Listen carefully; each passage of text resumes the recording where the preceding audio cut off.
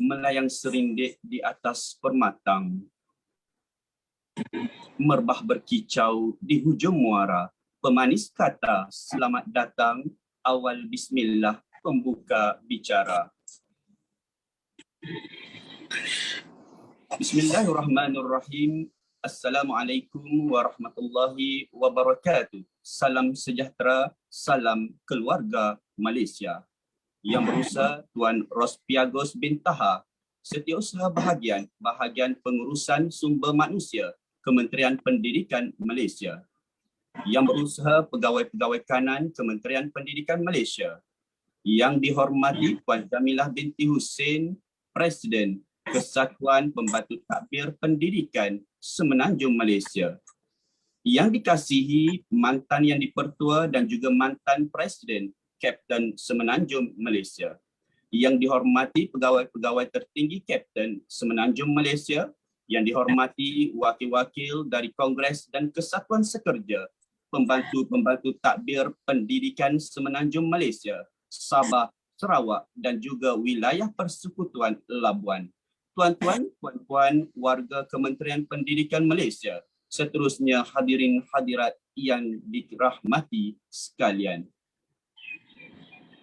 Alhamdulillah, syukur kita ke hadrat ilahi yang memiliki segala petala langit dan bumi, kerana dengan limpah dan kurnianya, nikmat kesenangan dan kelapangan yang dianugerahkan, maka dapatlah kita sama-sama berada di dalam platform maya ini untuk kita menjayakan majlis sambutan Hari Pembantu Takbir Pendidikan peringkat kebangsaan bagi tahun 2021.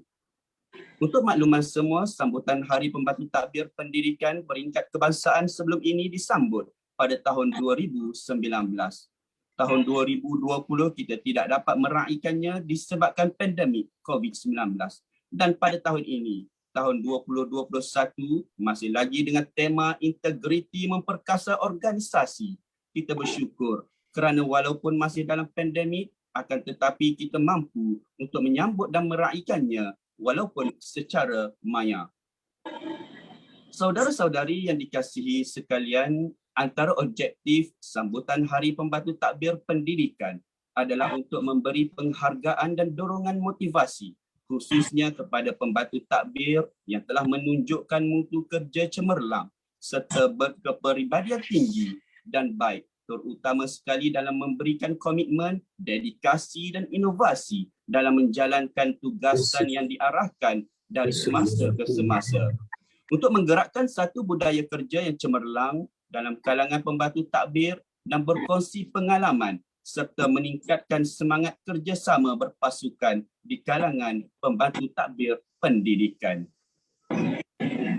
Sidang hadirin yang dirahmati sekalian, bagi memberkati majlis kita pada hari ini, marilah sama-sama kita menadatangan untuk mengaminkan doa. Untuk itu majlis menjemput Tuan Haji Azfar bin Idrus untuk tampil bagi memimpin bacaan doa. Dipersilakan. Astaghfirullahal azim. Astaghfirullahal azim. Astaghfirullahal azim. A'udzu billahi minasy syaithanir rajim. Bismillahirrahmanirrahim. Alhamdulillahi rabbil alamin. Wassalatu wassalamu ala asyrafil anbiya'i wal mursalin wa ala alihi wa ashabihi ajma'in. Ya Allah, ya Tuhan kami, dengan sifat-sifat keagungan serta kebesaran-Mu pada hari yang penuh keberkatan ini, bersempena dengan sambutan Hari Pembantu Takbir Pendidikan tahun 2021, kami sekalian hamba-Mu ya Allah, merafak dengan penuh rendah diri agar Engkau curahkan nikmat yang berterusan kepada kami. Kurniakanlah petunjuk kepada kami dalam mencapai keredaan-Mu ya Allah. Jauhkanlah kami dari ujian mara bahaya. Ampunilah dosa kesalahan kami. Kukuhkanlah perpaduan serta muhibah antara kami dan permudahkanlah segala urusan kerja kami.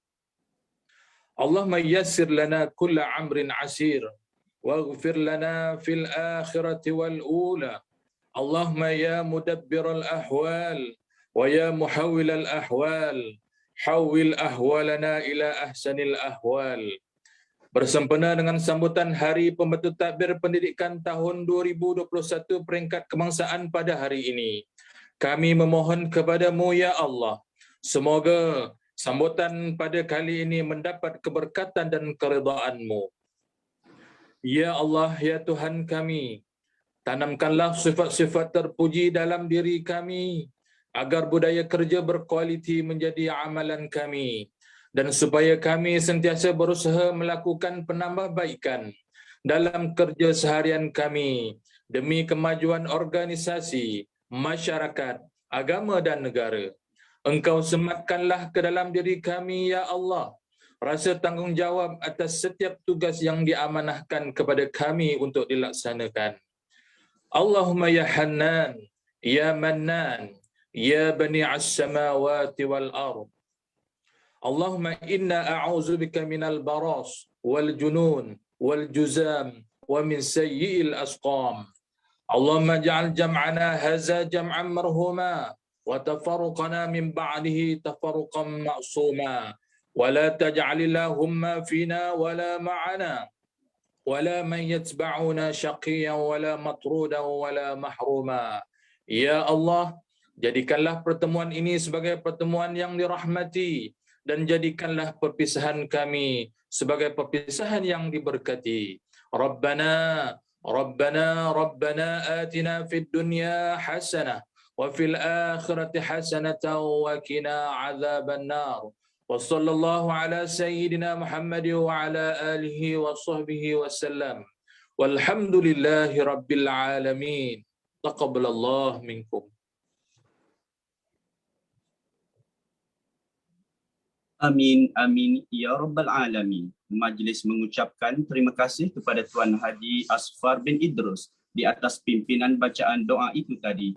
Mudah-mudahan majlis kita pada hari ini mendapat keberkatan dan keredaan sehingga ke penghujungnya. Emas tempawan buatmu puteri, busana indah buat rupawan. Sudilah tuan tampilkan diri bersama madah, kata aluan. Untuk itu majlis dengan segala hormatnya menjemput dan mempersilakan Yang dihormati Puan Jamilah binti Hussein, Presiden Kesatuan Pembantu Takbir Pendidikan Semenanjung Malaysia, untuk menyampaikan ucapan alu-aluan. Dipersilakan. Terima kasih. Bismillahirrahmanirrahim. Assalamualaikum warahmatullahi wabarakatuh dan salam sejahtera.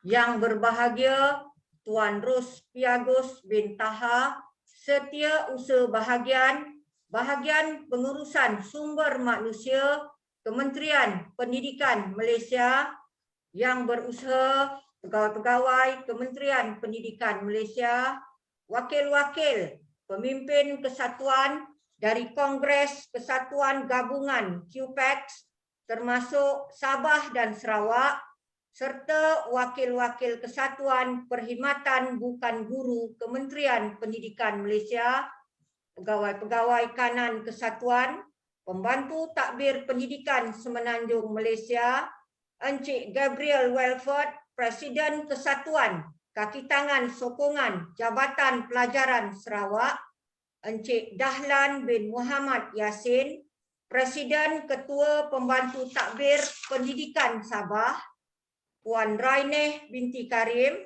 Presiden Kesatuan Kaki Tangan Bukan Pengajar Pendidikan Sabah, mantan-mantan Presiden serta mantan-mantan pegawai kanan Kesatuan Pembantu Takbir Pendidikan Semenanjung Malaysia, semua pembantu-pembantu takbir pendidikan Semenanjung, Sabah, Sarawak dan Labuan, serta para tetamu yang saya hormati dan kasihi sekalian. Terlebih dahulu, marilah kita sama-sama merafakkan rasa syukur kehadrat Allah Subhanahu Wa Taala kerana dengan limpah kurnianya kita dapat bersama-sama menyertai majlis sambutan Hari Pembantu Takbir Pendidikan Peringkat Kebangsaan tahun 2021 dengan tema Integriti Memperkasa Organisasi, Anjuran Kesatuan Pembantu Takbir Pendidikan Semenanjung Malaysia dengan kerjasama Kementerian Pendidikan Malaysia.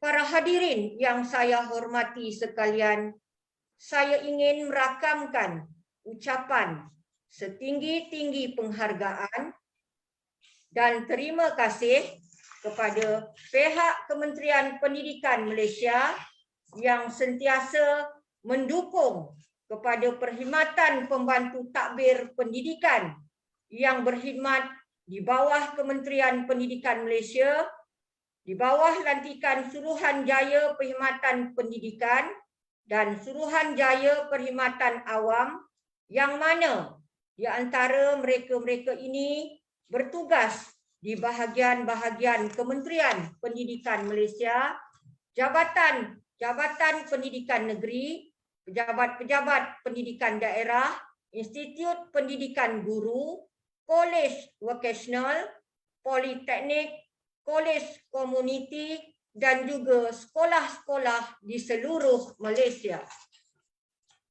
Pada tahun ini adalah merupakan tahun kedua sambutan Hari Pembantu Takbir Pendidikan yang disambut oleh semua pembantu-pembantu takbir pendidikan Semenanjung, Sabah, Sarawak dan Labuan. Para hadirin yang saya hormati sekalian, pembantu takbir pendidikan berperanan penting bagi memastikan kelancaran sistem pengurusan pentadbiran organisasi pendidikan sebagai tulang belakang atau perkhidmatan sokongan kepada Kementerian Pendidikan yang merupakan kementerian terbesar dengan bilangan organisasi di peringkat pusat, negeri dan daerah. Sambutan Hari Pembantu Takbir Pendidikan diharap akan menjadi dorongan kepada semua pembantu takbir pendidikan untuk berkhidmat dengan lebih cekap, berkesan dan produktif. Diharapkan juga ianya dapat menjadi perangsang kepada budaya kerja yang sihat agar dapat melaksanakan tugas dengan lebih berkeyakinan, bermotivasi dan berwawasan tinggi yang akhirnya akan menghasilkan kejayaan dan memacu kecemerlangan perkhidmatan pendidikan. Semoga segala usaha murni pembantu-pembantu takbir dalam memperkasa perkhidmatan pentadbiran pendidikan akan dapat dijalankan dengan penuh rasa tanggungjawab dan beriltizam. Budaya integriti itu bukan sahaja dapat diterapkan dalam perkhidmatan, malah dalam kehidupan seharian bagi melahirkan masyarakat yang berwawasan dan berdaya maju. Hadirin yang saya hormati sekalian, pada kesempatan ini juga saya turut ingin mengucapkan sekalung tahniah dan syabas kepada penerima anugerah Tokoh Pembantu Takbir Pendidikan Peringkat Kebangsaan bagi kali yang kedua pada tahun 2021. Mudah-mudahan penghargaan ini menjadi titik rangsangan kepada semua pembantu takbir pendidikan agar bekerja dengan lebih tekun dan gigih demi kemajuan negara bagi sektor pendidikan khususnya. Saya ingin mengucapkan penghargaan kepada semua pihak yang terlibat dalam penganjuran majlis ini dan diharapkan kita semua terus menjaga kebajikan dan meningkatkan perkhidmatan pembantu takbir pendidikan. Semoga ukhuwah kita akan terus berpanjangan dan berkekalan. Kepada semua pembantu-pembantu takbir di Malaysia, saya mengucapkan Selamat Hari Pembantu Takbir Pendidikan bagi tahun 2021. Sekian, wabillahi taufik wal hidayah. Assalamualaikum warahmatullahi wabarakatuh. Majlis mengucapkan jutaan terima kasih kepada Puan Jamilah binti Husin di atas ucapan sebentar tadi. Hadirin hadirat yang dikasihi sekalian, seterusnya sama-sama kita saksikan tayangan multimedia yang telah disediakan oleh Biro Multimedia Kapten Semenanjung Malaysia.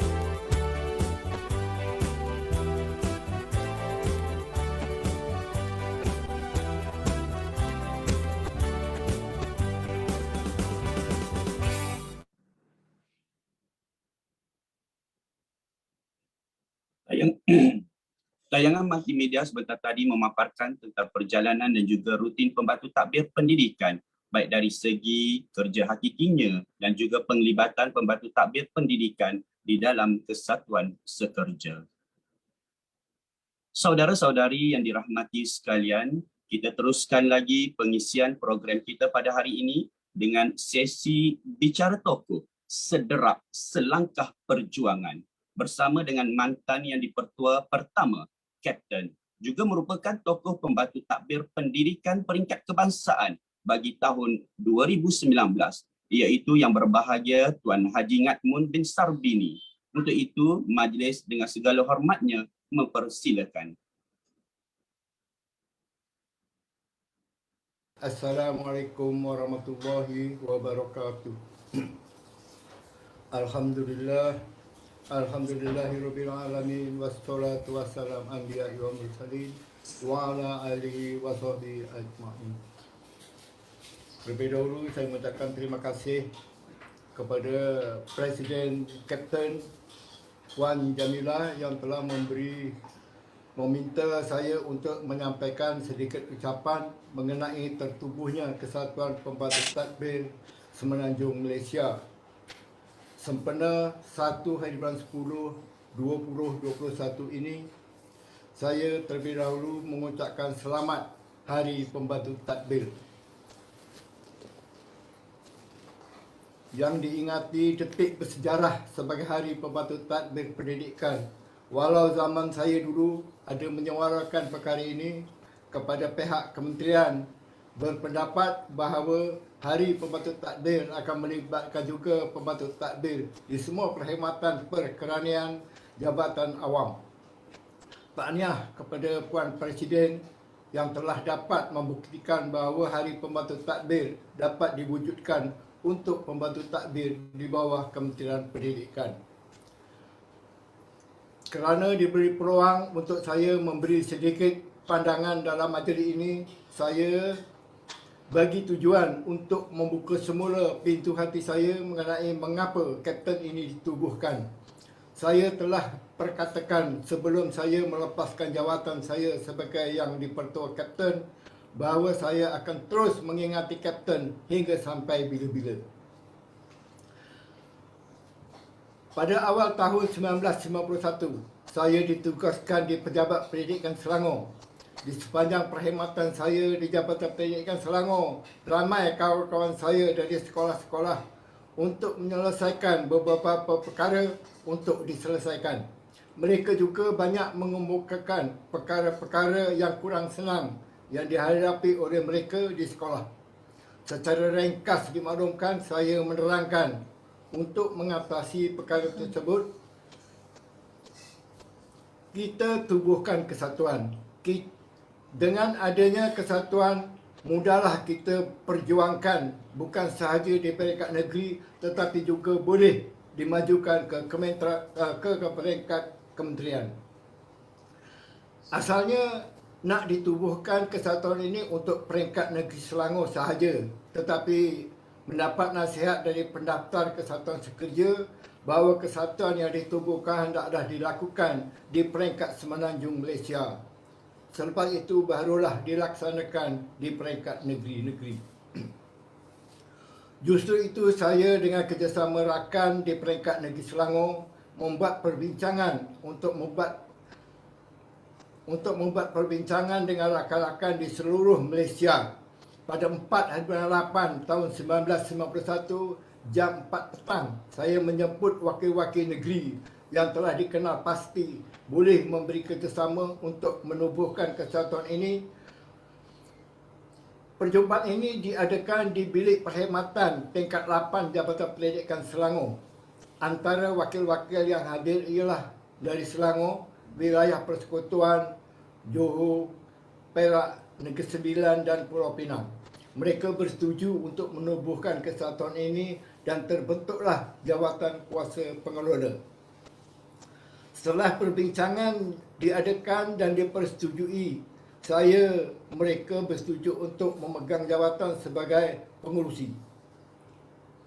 Naib pengurusinya Saudara Sarip bin Sulaiman dari Johor. Seusaha Puan Hajah Kasma binti Muhammad Ismail dari Selangor. Penolong seusaha Saudara Zainal bin Muhammad Yasin dari Johor. Bendahari P. Tamir Sahian dari Selangor. Jabatan kuasa terdiri daripada Saudara Ahmad bin Ismail dari Negeri Sembilan, Saudara Mazlan bin Muhammad Shah dari Selangor, Azmi bin Hassan dari Selangor, Abdul Aziz bin Haji Ismail dari Kuala Lumpur dan Haji Abdul Hamid bin Haji Ali daripada Johor. Bagi meneruskan hasrat tersebut, di samping mengumpulkan seberapa ramai di negeri masing-masing untuk menjadi ahli, sementara itu perjumpaan dengan satu perjumpaan terus diadakan bagi mengenal pasti penyertaan untuk menganggotai kesatuan ini. Perlembagaan terus dirangka yang diusahakan oleh saya sendiri dan disemak oleh Jabatan Kuasa Pengasas dan akan dibentang dan diluruskan oleh ahli-ahli dalam mesyuarat penubuhan untuk diluluskan. Kita juga telah bersetuju supaya kesatuan ini diwujudkan di cawangan-cawangan mengikut pentadbiran pejabat pendidikan daerah. Ini kita berpendapat agar perwakilan yang menghadiri persidangan perwakilan tahunan dengan jumlah yang ramai. Setelah mendapat penyertaan keahlian yang diperlukan dan diterima dari semua negeri-negeri di semenanjung Malaysia, kita telah berjaya untuk menubuhkan kesatuan ini pada 15 hari bulan 11 tahun 1992 bertempat di Dewan Mesyuarat Jabatan Pendidikan Wilayah Persekutuan Kuala Lumpur. Diresmikan oleh Yang Berbahagia Tuan Haji Samsudin bin Dahlan, Timbalan Ketua Seusaha 2 Kementerian Pendidikan Malaysia. Sebulat suara yang hadir bersetuju agar kesatuan ini ditubuhkan di atas nama Kesatuan Pembantu Tadbir dan Pembantu Tadbir Rendah Pendidikan Semenanjung Malaysia atau dengan ringkasnya Kaptan. Di samping itu, satu jawatan kuasa penaja telah dipersetujui sebulat suara oleh para ahli-ahli yang hadir dalam perjumpaan ini. Yang dipertua saya sendiri. Timbalan yang dipertua Saudara Sarid bin Sulaiman daripada Johor. Naib yang dipertua Tuan Haji Yahya bin Haji Ibrahim daripada Johor. Naib yang dipertua 2 Encik Mat Adnan bin Muhammad Noor daripada Kelantan. Dan naib yang dipertua wanita Puan Hajah Zabedah binti Ismail dari Pulau Pinang. Setiausaha Saudara Abbas bin Mat Rasad daripada Selangor. Penolong setiausaha Tuan Haji Hamis bin Haji Ali dari Johor. Bendahari Agung P. Tamir Sahayan dari Selangor. Jabatan kuasa terdiri daripada Encik Mat Jamal bin Abu Sah Negeri Sembilan, Encik Tuan Haji Mansur bin Haji Abdul Ghani dari Negeri Sembilan, Encik Azmi bin Haji Hassan dari Selangor, Encik Muhammad Nazar bin Ma'ruf dari wilayah Persekutuan, Puan Hajah Ropisah binti Amir dari Pulau Pinang. Jawatan kuasa ini telah menghantar perlembagaan kesatuan ini kepada pendaftar kesatuan segerja untuk diluluskan. Selang beberapa hari, pihak pendaftar menolak permohonan tersebut dengan alasan bahawa kesatuan ini ada persamaan dengan perlembagaan Kesatuan Pegawai Kerani Pelajaran Semenanjung Malaysia yang telah dibatalkan. Tetapi jawatankuasa bersetuju terus merayu pada pendaftar bahawa permohonan ini diteruskan kelulusan. Hingga pihak pendaftar mengemukakan perlembagaan asal Kesatuan Pegawai Kerani Pelajaran yang dibatalkan pendaftarannya dari Arkib Negara. Jawatankuasa ini terus merayu bagi pendaftaran kapten ini dengan memberi alasan bahawa perlembagaan kapten berbeza dengan perlembagaan yang telah dibatalkan. Akhirnya permohonan tersebut diterima oleh pihak pendaftar dengan beberapa pindaan perlembagaan kapten. Kami jawatankuasa penaja tidak putus asa terus mengadakan mesyuarat di beberapa tempat yang sesuai, sentiasa memberi semangat kepada ahli jawatankuasa agar jangan putus asa. Jawatankuasa juga bersetuju membuat permohonan untuk memohon kebenaran untuk menumpang satu ruang dijadikan pejabat, iaitu di Pejabat MAYC Selangor di nombor 40 Jalan Syed Putra, Kuala Lumpur. Penggunaan pejabat ini telah digunakan oleh jawatankuasa secara percuma oleh pihak MAYC Selangor.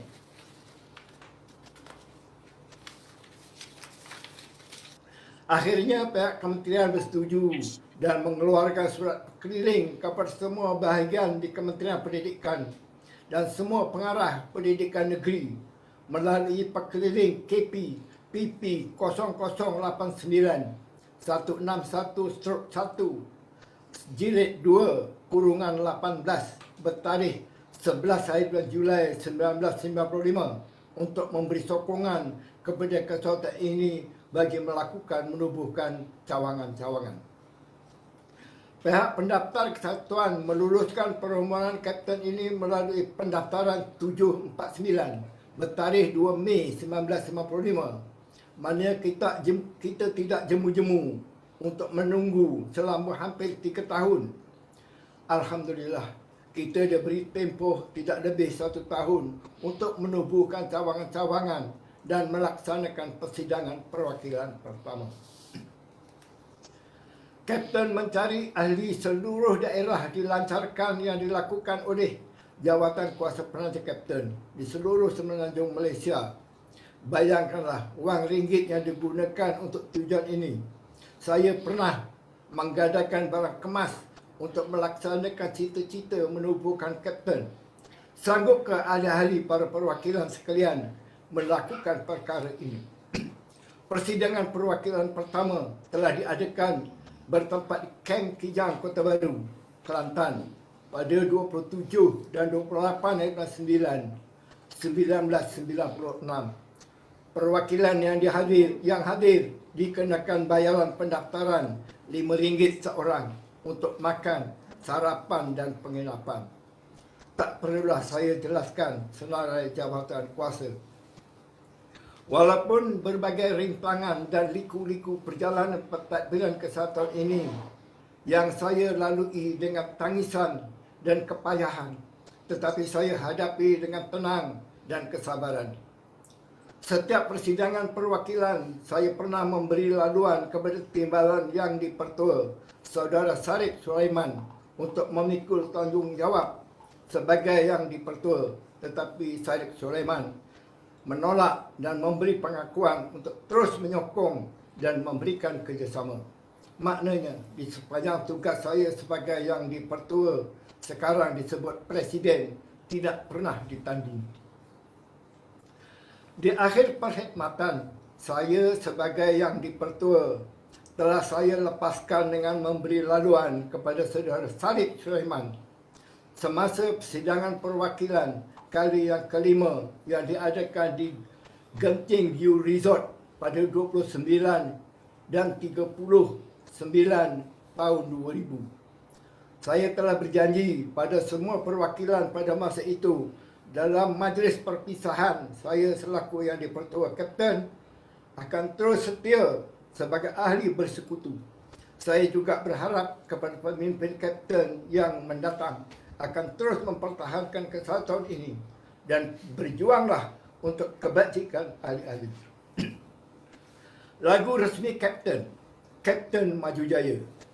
Walaupun saya telah bersara dari yang dipertua, saya mahu kapten ini terus berjaya. Saya berkesempatan untuk mencipta lagu resmi kesatuan ini dengan kerjasama dari seorang guru muzik dari Pejabat Pendidikan Daerah Sabak Bernam, Cikgu Hamzah bin Ma'ruf. Lagu ini saya promosikan di sebuah hotel di Port Dickson. Tak ingat nama hotel. Sempena persidangan perwakilan kapten yang disaksikan oleh penolong seusaha Bahagian Sumber Manusia Kementerian Pendidikan Malaysia, Encik Muhammad Akhil bin Haji Ismail, dan beliau meminta saya untuk mempersembahkan lagu ini dalam persidangan perwakilan akan datang. Pada persidangan berikutnya, saya bersama kumpulan choir yang terdiri dari pembantu tadbir daerah Sabak Bernam ke Kuala Terengganu.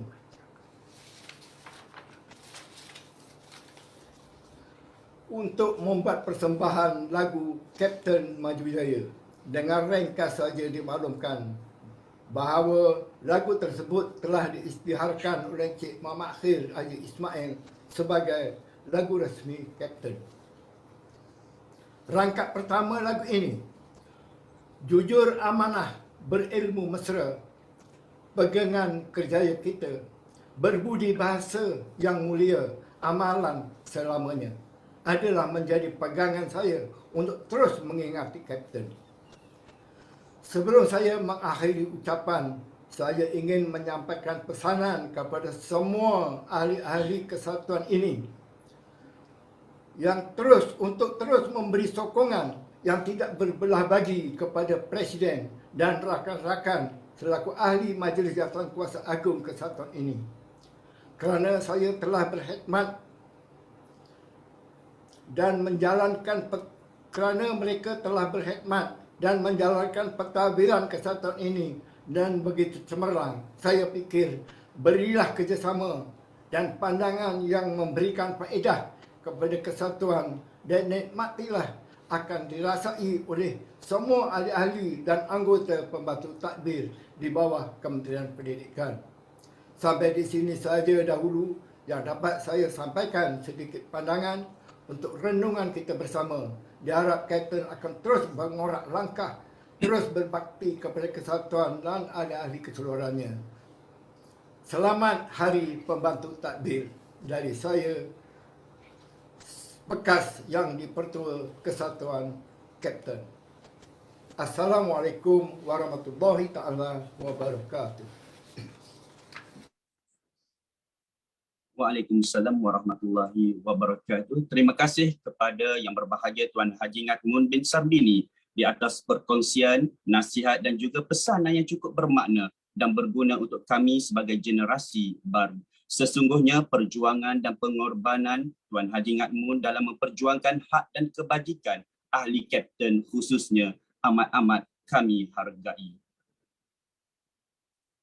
Saudara-saudari yang dikasihi sekalian, kita teruskan lagi acara majlis kita pada hari ini, iaitu perkongsian ilmu berkonsepkan bual bicara dengan tajuk Demi Negara. Untuk berkongsi dan mengupas tajuk ini dengan lebih mendalam lagi, bersama saya iaitu Yang Berusaha Tuan Rospiagos bin Tahar, Setiausaha Bahagian Pengurusan Sumber Manusia Kementerian Pendidikan Malaysia. Dan saya, Wan Nur Helmi bin Wan Hassan, akan bertindak selaku moderator program. Assalamualaikum Tuan. Waalaikumsalam warahmatullahi wabarakatuh. Apa khabar semua?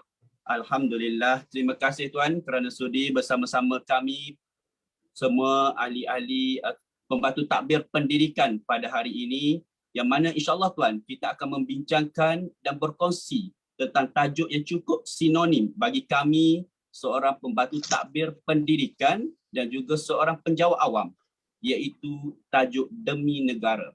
Okey Tuan, Demi Negara. Begitulah bunyi tajuk bicara kita pada pagi ini. Apakah yang Tuan boleh huraikan berkaitan dengan tajuk ini dalam konteks kita sebagai seorang penjawat awam? Persilakan Tuan. Baik, terima kasih. Assalamualaikum warahmatullahi wabarakatuh. Salam sejahtera, selamat pagi kepada semua ahli Kapten yang saya kasihi sekalian. Terlebih dahulu saya bagi pihak urusan kementerian ingin mengucapkan selamat Hari Pembantu Takbir Pendidikan Kapten. Saya cukup terharulah bila dijemput untuk bersama-sama meraihkan hari sambutan Hari Kapten ini, yang saya rasa merupakan salah satu persatuan yang aktif.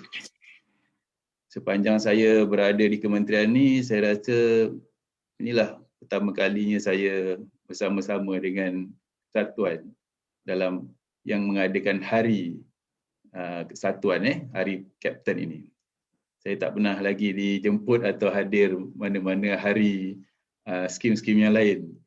Ini menunjukkan bahawa Kapten ni hebat, aktif dan sebagainya. Saya doakan supaya kehebatan ini terus berpanjangan sampai bila-bila. InsyaAllah. Kita dah dengar tadi daripada kita punya bekas, kita punya yang tu atau Presiden Kapten berkongsi pengalaman beliau ketika mula-mula nak menubuhkan Kapten. Bukan satu yang mudah, bukan satu yang mudah. Kita sekarang ni kita fahamlah kita ada teknologi, Kita ada IT, kita ada komputer, email, kita ada handset, kita ada WhatsApp dan sebagainya. Masa penubuhannya dulu, tak ada kemudahan-kemudahan ni. You bayangkan macam mana kita nak satukan semua warga kita ni, warga kapten ini, nak disatukan, nak dapatkan ilham. Sebenarnya nak buat sesuatu yang baru tu bukan sesuatu yang mudah.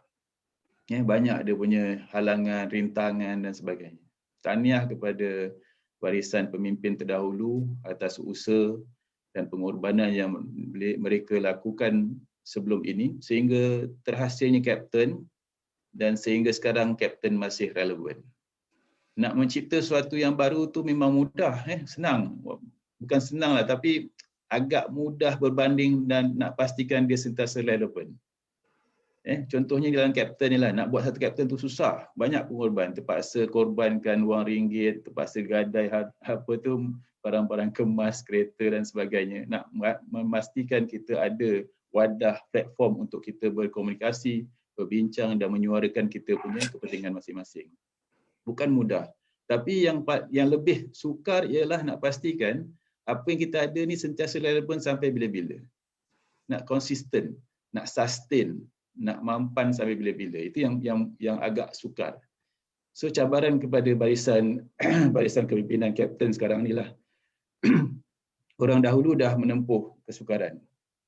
Kita sekarang meneruskan dia punya legacy, peninggalan daripada rakan-rakan kita yang terdahulu. Bukan mudah, saya faham. Dalam keadaan kita sekarang ni terlebih-lebih lagi dengan waktu-waktu COVID, PKP dan sebagainya. Nak berkomunikasi susah, nak mesyuarat pun payah dan sebagainya. Tapi alhamdulillah kita ada teknologi yang boleh membantu kita. Hari ini kita dapat lihat walaupun ada kekangan, kita tak boleh duduk bersama-sama dalam satu majlis seperti dahulu kan. Dahulu kita pergi ke mana-mana pusat latihan ke, di hotel ke resort untuk bersama-sama meraihkan hari kapten ini. Tapi kali ini tak boleh sebab ada SOP tertentu. Tapi ia bukan halangan kepada kita untuk bersama-sama meraihkan dan berkongsi-kongsi pengalaman serta ilmu. Dah terbukti hari ini, kapten berjaya melaksanakan majlis sebegini. Daripada semalam saya ingat dah ada program-program tertentu. Alhamdulillah lah. Jangan jadikan dia sebagai satu halangan untuk kita terus memperjuangkan kita punya warga atau ahli-ahli kapten. Yang keduanya, kapten ni saya seronok bila mula-mula dengar ada kesatuan kapten. Sebab kementerian pertama yang saya join dalam perkhidmatan ialah Kementerian Pertahanan di Mindef. Ketika itu saya ada beberapa rakan sekerja saya dekat Kementerian Pertahanan itu yang bekas kapten tentera. Bekas kapten tentera, bila dia habis dia punya tempoh, tamat perkhidmatan dia, dia join awam. Dia join awam sebagai pembantu takbir. Ikut dia punya rank kan, masa tu SPM lah kan, SPM dapat kapten. Dengan kata lain, kita jangan terlampau mengagung-agungkan orang lain ni, skim-skim lain. Kita nampak kapten berpaku-paku, kita dah risau dah. Kan? Kapten kan. Sebenarnya kita setaraf ni dengan orang-orang yang berpaku-paku, pakai uniform hebat semua tu. Kita patut pun duduk, letakkan diri kita macam kapten-kapten meja-meja tu. Sebab dalam skim perkhidmatan kita kalau SPM atau STP tu sama dia punya level tu. Selalu kita kalau berkhidmat ni kita rasa macam kita ni pembantu takbir je. Kita rasa begitu. Jangan. Kita pembantu takbir. Kena cakap macam tu. Kita pembantu takbir. Kalau dibandingkan dengan tentera, kita ni macam kapten atau pemeja. Kalau dibandingkan dengan polis, bagaimana? Kita kena letakkan diri, position ourselves supaya kita rasa bangga dengan kita punya perkhidmatan. Kita kena bangga dengan perkhidmatan. Siapa lagi nak bangga dengan kita kalau bukan kita? Sebab itu sebagai ahli kapten, saya merayu kepada semua ahli supaya sama-sama berfikir, menghayati, bertindak supaya kita dapat pastikan kapten ini sentiasa relevan sampai bila-bila. Yang penting sekali jadi wadah memperjuangkan kebajikan ahli-ahli kita. Balik pada kita punya soalan yang ditanya oleh moderator tadi. Saya seronok bila diminta untuk bercakap tentang demi negara. Bagi saya topik ni sangat besar. Sangat besar maknanya kepada kita Lebih-lebih lagi perkhidmatan awam yang merupakan tonggak kepada jentera pentadbiran kerajaan. Tak kiralah apa skim kita. Saya teringat bila kita dalam musim-musim Olimpik di Tokyo baru-baru ni. Demi Negara ni merupakan salah satu tajuk lagu yang dipilih oleh Kementerian Belia dan Sukan sebagai penyuntik semangat kepada kita punya kontingen kita yang pergi ke Tokyo untuk Olimpik. Menyuntik semangat, memberi semangat dan sebagainya supaya kontingen kita ni balik nanti dengan suatu kejayaan lah. Tak semestinya dapat pingat tapi balik dengan kejayaan. Sekurang-kurangnya dapat mengatasi rekod masing-masing. Seronok dengar lagu begitu demi negara. Masa tempoh Olimpik tu, kita tak kisahlah kita datang daripada Kelantan ke, datang daripada Johor ke, datang daripada Selangor ke, Pahang, Sabah, Sarawak. Kita tak cakap kita ni Sabah, Sarawak, kita tak cakap kita ni Selangor. Kita cakap kita memperjuangkan atau menyokong rakan-rakan kita yang dekat Jepun tu atas semangat negara. So kita berjuang, kita menyokong demi negara. Kita ketepikan semua dulu.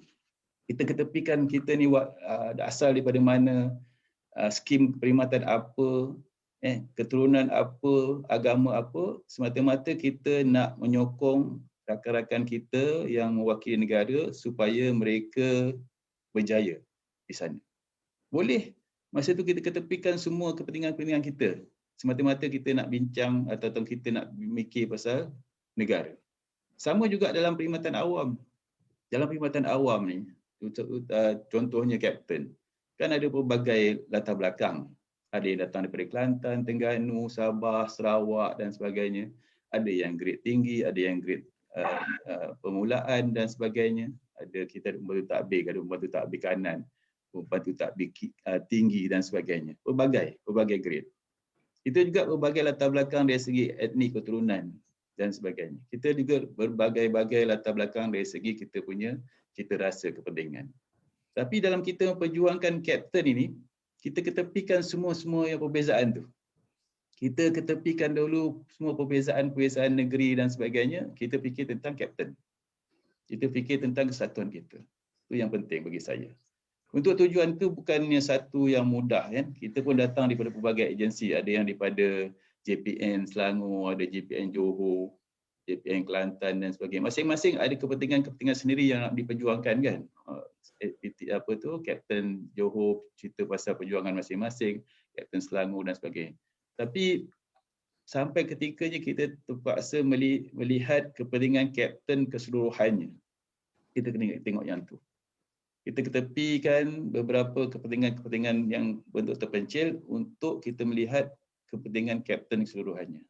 Begitu juga dengan kepentingan-kepentingan bagi skim-skim yang lain juga. Dalam kita memperjuangkan kita punya skim, kita kena faham juga kepentingan-kepentingan pada skim-skim yang lain. Ada ketikanya kita terpaksa juga bertoleransi dengan skim-skim lain supaya kita dapat fikir dari segi negara, perkhidmatan awam keseluruhannya. Itu yang paling penting bagi saya bila kita cakap pasal demi negara. Saya selalu berkongsi dengan rakan-rakan kita dekat kementerian pasal konsep kita ni, kita. Saya cakap tadi pada awal sampai akhir, saya tak tahu berapa kali saya ulang kita ni. Kita bagi saya ni ada makna tertentu. Bagi saya lah, saya sangat sensitif, saya ada nostalgia tentang kita ni. Saya selalu tekankan tentang kita ni maksudnya KITA. Kebersamaan ini tiada akhirnya. Kita KITA. Kebersamaan ini tiada akhirnya. Maknanya kita ni kena fikir dalam kita punya kesatuan ini. Janganlah fikir terlampau individu sangat, jangan terlampau fikir ikut negeri-negeri sangat, kita fikir satu kapten. Keseluruhan kapten dalam satu Malaysia ni. Kapten satu Malaysia. Kita kena fikir yang tu. Bukan senang. Sebab saya dah cakap tadi macam-macam latar belakang kita ada. Tapi kita ketepikan semua latar belakang tu, satu je kita fikir tentang Kapten Malaysia. Kebajikan bersama.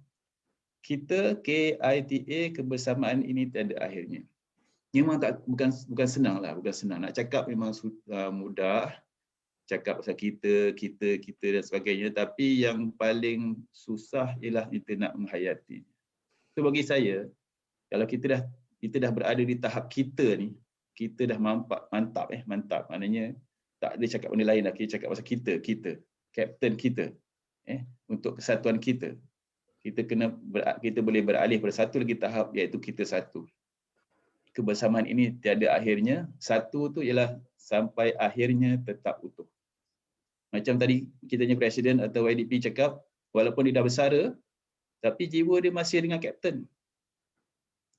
Sikap dia bersatu tu dengan Kapten tu masih lagi bersama-sama walaupun dia dah bersara. Itu yang kita nak cuba tanamkan semangat supaya kita berfikir secara kita bersama-sama sampai bila-bila pun kita fikir pasal Kapten. Walaupun dah bersara lama, dah meninggalkan perkhidmatan lama, tapi jiwa perjuangannya masih. Sekurang-kurangnya walaupun tak nak bagi idea pun, mendoakan supaya Kapten ni sentiasa relevan sampai bila-bila. Itu dahulu yang saya nak cerita pasal demi negara. Jadi bila kita terjemahkan dalam bentuk yang lebih besar, bila kita ketepikan semua kepentingan lain, kita fikir tentang negara. Fikir pasal Kapten, fikir pasal negara. Terima kasih, moderator. Terima kasih Tuan di atas pengenalan dan juga mukadimah yang cukup panjang dan juga rasanya cukup jelas tentang apa itu demi negara. Okey Tuan, peribahasa Melayu ada menyebut genggam bara api biar sampai jadi arang. Alang-alang menyelut pekasam biar sampai ke pangkal lengan. Kalau tak dipecahkan ruyung, manakan dapat sagunya. Hendak 1000 daya, tak nak 1000 dalih. Sekadar melepas batuk di tangga, hangat-hangat tai ayam. Demi negara, apa yang Tuan boleh perkatakan mengenai peribahasa yang saya sampaikan tadi dalam konteks kita sebagai penjawat awam? Dipersilakan Tuan. Terima kasih Tuan Moderator. Kita kena akui bahawa orang lama kita ni memang cukup kreatif. Cukup kreatif, cukup bijak menggunakan bahasa dan sebagainya. Dulu masa mereka mencipta peribahasa-peribahasa ni, tak ada teknologi. Buku tak banyak, TV tak ada, internet pun tak ada dan sebagainya. Tapi mereka boleh hasilkan peribahasa-peribahasa yang gini mendalam tu. Sehingga sampai sekarang pun Kapten pakai ni, peribahasa ni. Maknanya, impact kepada pemikiran orang dulu tu masih lagi relevan sampai sekarang. Begitu kaedah mereka berfikir tu. Sebab mereka berfikir bukan kerana kerja, tapi mereka berfikir ikhlas untuk kebajikan, kedaulatan, keselamatan negara. Sebab itu bait-bait kata yang disusun tu ada makna-makna yang cukup mendalam lah. Kita pun tak terbayang macam mana orang dulu boleh cipta benda-benda macam ini. Kalau kita agaknya duduk dalam sebulan nak fikir peribahasa, saya tak keluar-keluar satu ayat pun. Tapi mereka boleh. Mungkin kerana environment ketika itu kan, ada masa nak duduk bawah pokok kelapa, tengok daun-daun nio dan sebagainya kan. Tapi sekarang tak sempat lah kita nak tengok benda-benda tu. Kita balik rumah dengan jam dan sebagainya. Keluar peribahasa pasal jam je lah kan kita. Tapi itu bukan alasan lah. Terima kasih moderator. Tadi yang tiga peribahasa yang pertama tu, saya tengok sangat positif. 3 peribahasa sangat positif. Menggalakkan kita untuk sentiasa bekerja kuat, buat sampai bersungguh-sungguh dan sebagainya. Kan kita kata alang-alang menyelut pekasam biar sampai ke pangkal lengan. Maksudnya until the last mile. Kalau buat kerja tu, tak kira lah kat mana kita, until last mile. Maknanya kita buat kerja tu sampai ke hujung, sampai habis. Jangan sekadar buat kerja kita je. Buat kerja kita hantar dekat bos, pandai-pandai bos lah nak buat macam mana. Kalau bos lambat lah. Patutnya kita dalam konsep alang-alang menyelut pekasam biar sampai ke pangkal lengan tu, bila kita submit kepada bos, kita kena pastikan bos tu dah sign bila dan sebagainya, bila nak hantar dan sebagainya. Until last mile sampai habis. Jangan separuh jalan. Itu yang positif tentang 3 peribahasa yang awal tu. Sangat positif. 3 yang terakhir tu saya rasa boleh kita jadikan sebagai yang negatif, iaitu selalu bagi alasan, hendak 1000 daya tak nak 1000 dalih ni. Bagi alasan je, selalu sangat bagi alasan. Asal lambat je ada alasan, tayar pancit lah, radiator pecah lah, nak demam, banyak sangat alasan. Yang tu negatif. Sekadar melepaskan batuk di tangga. Kadang-kadang orang confuse ni batuk ni. Orang ingat melepaskan batuk tu yang kita batuk-batuk tu. Sebenarnya maksud sebenarnya batuk tu adalah alat yang kita gunakan untuk mencedok air untuk cuci kaki sebelum kita naik tangga, betul tak? Kan? Jadi kalau kita kata melepaskan batuk di tangga tu maksudnya ambil cedok tu, ambil gayung tu, kita cuci kaki, sepatutnya lepas cuci kaki kita letak ke tempat asal dia. Komplit kerja kita. Rupanya kalau kita kata melepaskan batuk di tangga tu, kita gunakan cedok tu, lepas cuci, letak je kat tangga. Kita tak letak tempat yang asal. Maknanya kerja kita tu tak sempurna. Itu yang dimaksudkan dengan lepas batuk di tangga tu, negatif. Orang lama dah nampak benda-benda macam ini. Walaupun mereka tak kerja office. Mereka tak kerja kat pejabat masa tu, tapi mereka dah nampak kemungkinan-kemungkinan berlaku perkara-perkara gini. Gitu juga dengan hangat-hangat tayam. Mula-mula masuk join kapten ni bersemangat lah, datang bercorak sana sini, pergi Kelantan Terengganu pun pergi. Semangat. Tapi lama kelamaan dah lentur, dah hilang dan sebagainya. Jangan jadi macam tu. Maknanya kita kena sentiasa bersangat sampai bila-bila. Itu yang saya cuba nak kaitkan peribahasa yang ditanya oleh moderator tu dengan kerja kita sekarang ni. Dia menyatakan atau meminta kita untuk memikirkan, menerapkan tentang nilai-nilai murni. Nilai-nilai murni dan budaya kerja cemerlang dalam perkhidmatan awam ni. Itu yang cuba nak terapkan. Walaupun ringkas tapi mendalam. Sebagai pegawai awam, terutama sekali ahli-ahli kapten ini, kita kena bukan saja tahu tentang nilai-nilai dan budaya cemerlang ni. Kita bukan saja patut tahu, tapi kita patut faham. Setiap nilai itu kita faham apa maksudnya. Bila kita dah faham, kita perlu hayati. Menghayati nilai-nilai itu. Dah menghayati betul-betul, kita amalkan. Jangan pandai cakap je macam saya cakap hari ni kan. 1 jam saya cakap, saya boleh. Tapi nak buat tak tentu lagi. Boleh bercakap, faham, menghayati, amalkan, buat apa yang kita cakap.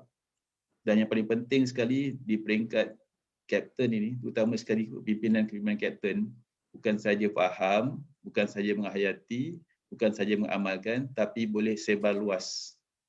Boleh sebar luaskan. Ini salah satu kaedah kita nak sebar luas lah ni. You rasa ada benda yang kita boleh kongsi, tadi Presiden atau YDP dah kongsi, so orang lain kena tahu juga sejarah. So ini sebar luas. Kita tahu, kita faham, kita hayati, kita laksanakan, amalkan dan kita cuba sebar luaskan pada ahli-ahli supaya semua ahli, kalau bolehlah, semua ahli kapten ni faham tentang nilai-nilai murni dan budaya kerja yang cemerlang. Untuk tujuan itu, saya suka berkongsi dengan suatu konsep yang saya selalu bawa ke mana-mana, askar. Konsep askar. Nama kapten kan, kapten kena dengan askar lah. Tahu sesuai. Askar ni bukan sekadar nama askar. Dia ada maksud tertentu. A-S-K-A-R. Apa A? A ialah attitude. Ahli-ahli kapten ni kena ada attitude yang sangat tinggi. Sikap yang sangat mulia ahli kapten. Sebab ramai, dari segi volume memang besar. So kat situlah orang melihat sejauh mana kita punya attitude ahli-ahli ni boleh membawa organisasi ke arah yang lebih cemerlang. Jangan sampai orang pelekeh kita. Kita tak nak walaupun ada seorang pun mentadbir yang menyebabkan nila setitik. Kita tak nak begitu. Sebab kita ramai, besar, kita berjuang macam-macam kita buat untuk negara, tiba-tiba ada seorang dua di kalangan ahli kita yang menjadi nila. Kita nak begitu. So untuk pastikan tak ada nila tu, kita kena sama-sama fikirlah. Sama-sama bantu. Kalau ada rakan kita yang ada masalah dengan attitude, kalau boleh ada kuasa nak tegur, kita tegur. Paling lemah pun doalah. Berdoalah semudah-mudahan rakan-rakan kita ni berubah. Takkan memalukan kita, skim perkhidmatan kita. Itu yang pertama, attitude. Yang kedua dari segi S. S ni skill, kemahiran. Pembantu takbir tak boleh, tak ada skill lah. Yang ni dulu masa saya masuk kerja, saya walaupun pegawai masuk kerja, grade 41, dulu grade 3 lah, grade 3 grade M3 masuk. Tak ada orang lain yang saya rujuk. Saya rujuk pembantu takbir. Ketika itu sisi pembantu takbir yang kanan dan sebagainya, saya rujuk. Sebab apa? Pembantu takbir inilah orang yang faham, yang mengetahui lebih kerja dekat pejabat. Pegawai-pegawai datang dan pergi. Pegawai datang dan pergi. Sekejap dia ke sini 2 tahun, 3 tahun dia tukar tempat lain, 3 tahun dia tukar tempat lain. Yang lama berkhidmat dekat organisasi pentadbir. Jadi pentadbir adalah tempat untuk saya buat rujukan dahulu. Saya merujuk. Sehingga kan satu ketika kalau saya dengar kasut sisi saya tu, saya rasa risau dah. Baru dengar kasut je tu, baru dengar tapak kasut. Begitulah level tahap pentadbir pada ketika itu. So kita jangan mengalah, kita kata kita pun lebih hebat daripada pentadbir ketika dahulu. Sekarang lagi hebat sebab kita ada teknologi. Kalau dahulu semua berada di sini, pentadbir kita semua dekat sini. You cakap keliling, you cakap garis panduan, semua dekat kepala dia. Tapi sekarang kita ada gadget. Semua dekat gadget kita. Bila bos tanya, semua dekat gadget, boleh keluar dan sebagainya. Itu skill. So pentadbir, kapten ni kena pastikan kita sentiasa mahir dengan skop kerja kita. Sebab kita adalah tempat rujukan, termasuk rujukan oleh bos-bos kita. Itu yang S. Yang ketiganya K, A-S-K. K ini ialah knowledge ataupun ilmu, pengetahuan. Pentadbir kena ada pengetahuan yang sangat luas dalam bidang kerja dia. Sebab di situlah bermulanya semua kerja-kerja kita. Dia bukan daripada atas turun ke bawah, tapi daripada bawah naik ke atas. Bottom up. You yang cadangkan, you yang clearkan, menyatakan dia punya prosedur, you yang sediakan surat, sediakan macam-macam dokumen dan sebagainya. Perlu ada knowledge, perlu ada pengetahuan tentang kerja kita. Kalau boleh, cross kerja orang lain. Dia punya pengetahuan tu. Bukan saja tahu tentang kerja kita, tapi tahu juga kerja-kerja orang lain di sebelah-sebelah. Senang.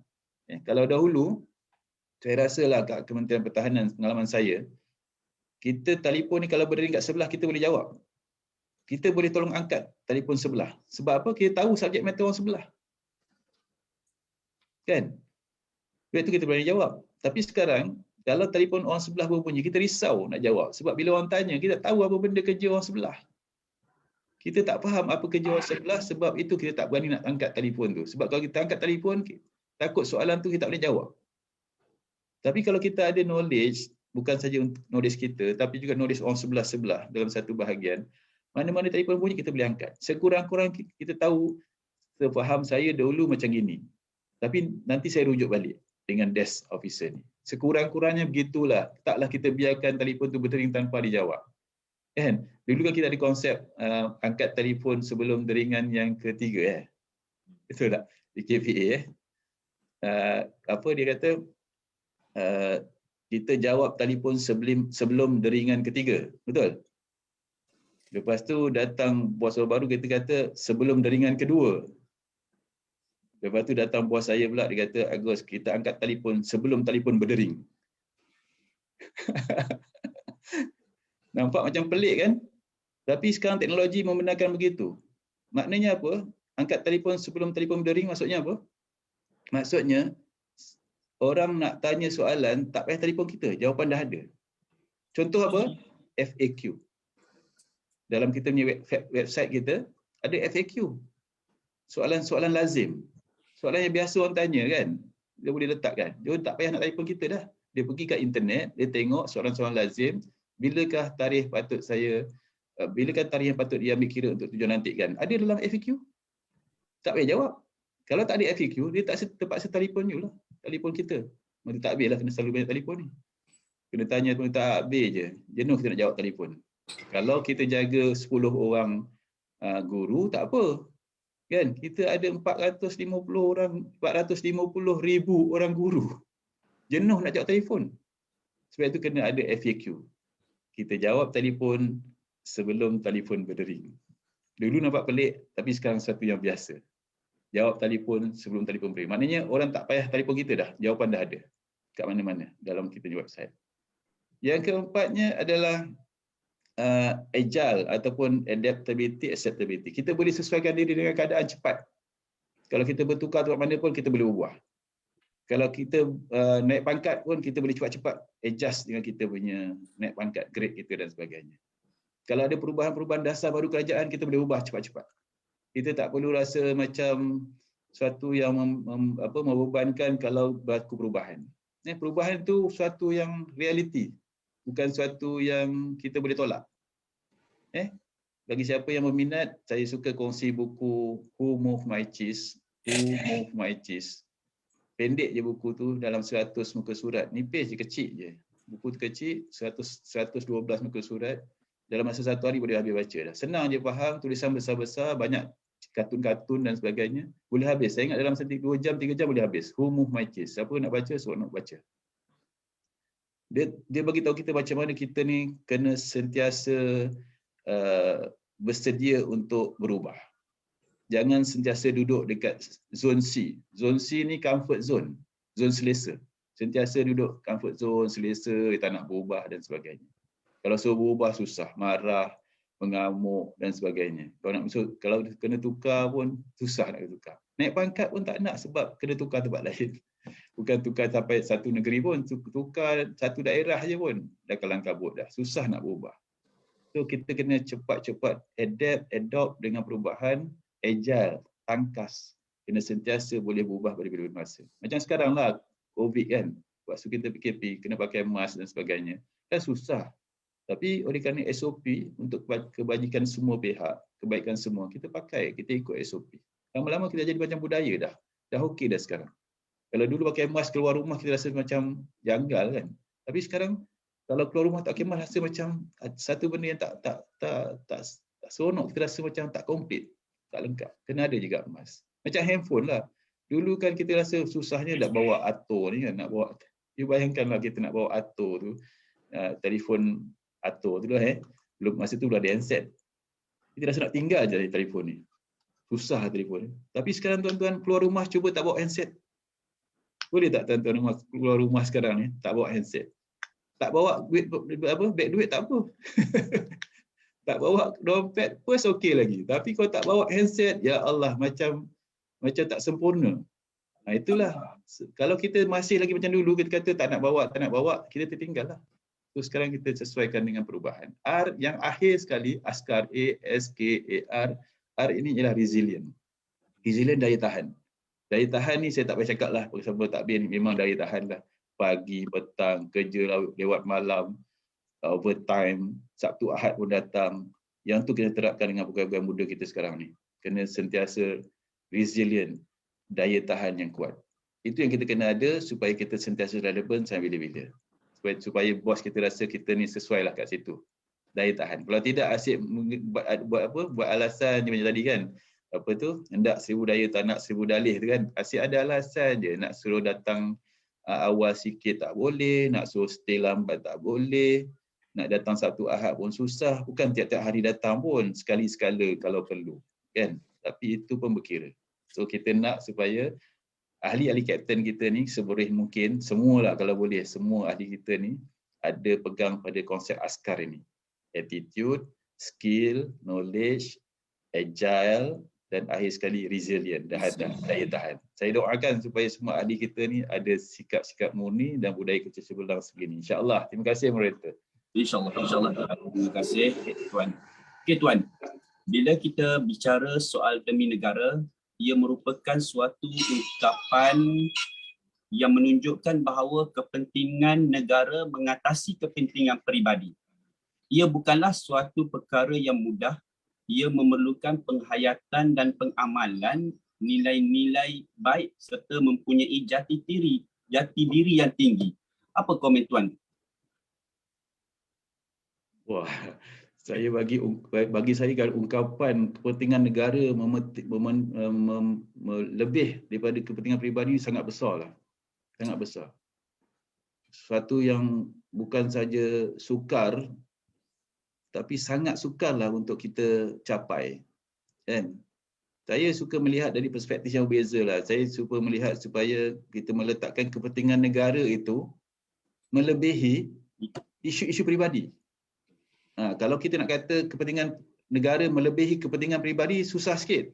So saya ubah sikit, lebih relevan dengan kerja kita yang bukan orang beruniform, kan? Bukan orang beruniform ni. Kita sesuaikan tajuk tu kepada kepentingan negara melebihi isu-isu peribadi kita. Kita nak letakkan begitu. Cakap memang senang, nak berbicara memang yang mudah, tapi yang sukarnya ialah kita nak menghayati tu. Nak menghayati macam mana kita sampai ke level kepentingan negara lebih kepada isu-isu peribadi. Dia tertakluk ke? Dia bergantung kepada seseorang. individu tu. Ada seorang boleh capai lebih daripada tahap yang sepatutnya. Ada seorang susah. Memanglah kita susah nak jadi macam Hang Tuah. Kan? Hang Tuah dulu bagi mereka yang belajar sejarah kan, Hang Tuah ni sanggup korbankan keluarga, sanggup korbankan rakan dia, Hang Jebat, sanggup dibunuh Hang Jebat tu, sanggup tinggalkan kekasih dia demi untuk negara. Dan Hang Tuah. Susah kita nak sampai ke tahap tu. Kita cakap pasal realiti lah, kita cakap yang sebenarnya, yang realiti. Saya bukan nak berlakon-berlakon, saya sendiri pun sama. Saya tak bolehlah sampai ke tahap yang saya sanggup ketepikan semua keluarga apa semua demi untuk negara. Saya memang susah. Tapi kurang-kurangnya kita dapat tanamkan dalam jiwa warga kapten dan perkhidmatan awam ni, sekurang-kurangnya kita boleh capai ke arah yang tu. Boleh capai ke arah tu. Nak capai 100% memang agak sukar. Sebab kita kena fikir juga pasal kesihatan. Kalau kita tak sihat, macam mana kita nak perjuangkan untuk negara? Kita kena fikirkan pasal keluarga juga. Kalau keluarga kita porak-poranda, macam mana kita nak cakap pasal negara? Kalau kita punya pendapatan kita, anak-anak kita pun pergi sekolah tak ada duit saku dan sebagainya, macam mana kita cakap pasal negara? So kita kena imbangkan antara kepentingan negara tu dengan isu-isu peribadi kita. Memanglah kita berharap supaya satu hari nanti kita boleh mementingkan negara berbanding kepentingan peribadi. Tapi kita ada kepentingan-kepentingan atau isu-isu peribadi yang kita perlu lihat juga secara seimbang. Kepentingan negara ni kita nak rujuk kepada kedaulatan, nak pastikan kedaulatan negara sentiasa terjamin, keselamatan negara sentiasa terjamin, kesejahteraan negara sentiasa berada di tahap yang paling tinggi. Sebab itu saya kata kita jangan bandingkan kepentingan negara dengan kepentingan peribadi. Sebaliknya kita lihat kita melebihkan kepentingan negara berbanding isu-isu peribadi. Biasa isu dengan kepentingan. Isu peribadi itu macam tadilah, tak boleh itulah, tak boleh ini dan sebagainya, itu isu peribadi. Ataupun keuntungan peribadi. Kita lebihkan negara berbanding dengan keuntungan peribadi. Itu yang kita rasa lebih sesuai. Kita kena realistik, berpijak di alam nyata. Kita ni buat manusia biasa saja, tak sampai ke tahap macam Hang Tuah, tapi kita kena usaha ke arah macam tu. Satu perkara yang paling penting sekali dalam menentukan kita ni sentiasa mementingkan negara berbanding dengan isu pribadi ialah integriti. Kita kena pastikan integriti kita berada di tahap yang paling tinggi.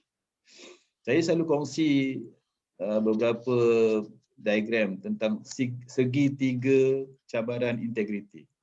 Kita ni ke awam kan banyak kat depan-depan kita tu isu-isu yang berkaitan dengan integriti. Kan banyak kita cerita dengar dekat nada-nada akhbar, televisyen, media massa dan sebagainya, rakan-rakan kita yang kecundang. Ada segelintir rakan-rakan kita yang kecundang dalam isu-isu integriti ni. Tak boleh bertahan, tak boleh menahan nafsu dan sebagainya. Akhirnya mereka kecundang. Bayangkan dah berkhidmat 34 tahun, 35 tahun, 2 tahun lagi nak pencen, tiba-tiba dicekup oleh SPRM kerana isu rasuah. Akhirnya ditamatkan perkhidmatan ataupun dibuang kerja. Bayangkan 30 tahun serve bermati-matian untuk negara. Tiba-tiba 2 tahun lagi nak pencen, hilang macam gitu je. Pencennya hilang, gajinya hilang, kerjanya hilang. Yang lebih menyedihkan ialah keluarga pun rasa malu. Selama ni keluarga bangga, bapa dia bawa kereta besar balik rumah, pakaian hebat balik rumah, tiba-tiba keluar dekat dada akhbar, dekat televisyen, muka ayah dia tu terlibat dengan rasuah. Malu. Keluarga malu. So kena pastikan ahli kita ni sentiasa berada di tahap integriti yang paling tinggi.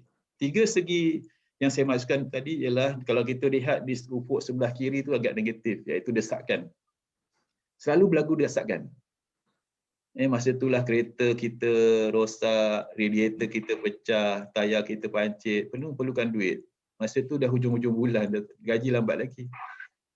Bila ada desakan-desakan begini, kadang-kadang rakan-rakan kita kecundang kat situ. Tapi kita kena pastikan kita tidak kecundang. Desakan macam mana pun kita boleh tahan. Tunggu. 23 bulan ni, 24 bulan masuk gaji. Tunggu. Itu strategi paling hebat. Tunggu. Tak payah. Duit tepi ni tak payah. Kita gaji kita cukup dah. Lebih daripada mencukupi sebenarnya. Itu yang belah kiri. Yang sebelah kanan itu ialah dia punya peluang.